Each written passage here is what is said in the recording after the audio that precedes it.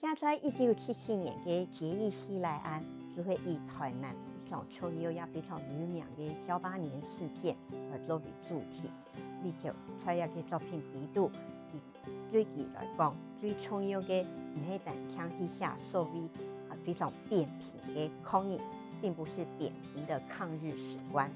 而是出了嘅作品底度，以認識到講台灣人作為一個移民，作為一個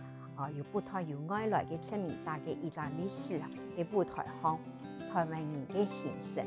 有一個非常重要嘅台灣的反抗精神在底外。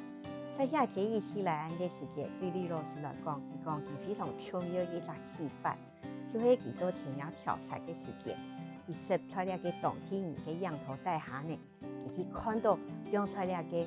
所謂骨倉，骨是骨頭的骨嗬，所以也就文藝軍人慈禧嘅模樣嘅人，也就遺骨，講佢拿起一隻骷髏頭，看到呢個頭呢有一隻從嘅穿過去一隻彈孔。佢嘅了是有一種心魂震顫的感覺，你才想講啊，也係我嘅寫意，係我嘅唔知名嘅台灣嘅寫意，佢就為到反抗對安陽嘅過程中來形成嘅。呢個作家李橋講，佢看到呢個被彈孔穿透的骷髏頭，才想講，假使我係生出嘅那時代，係咪有可能要到頭那骨係我呢？在這一刻，他把自己的生命跟歷史上前人的生命連接在一起。故說呢，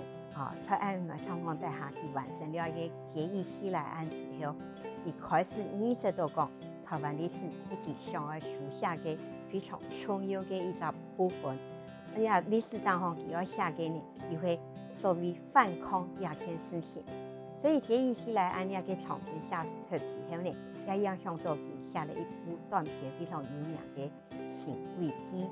《尋鬼記》，佢就會寫講一個作家到了個台南做田野調查嘅時間，遇到一隻鬼，很多靈籍，可是這個靈籍的鬼，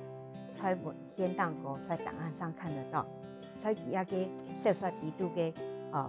小說家看到一個神秘的鬼影，然後呢一個接替佢嘅地方上嘅人物，一個莊下人也有講，我嘅生命也按到靈籍，佢用安陽一個標誌去講到講台灣人嘅反抗精神，事實上係一代又一代不斷嘅傳下去，每一代都有靈籍。事實上李橋老師在佢寫台灣嘅反抗精神嘅時節，在某種意義當我來講，李橋也就是靈籍。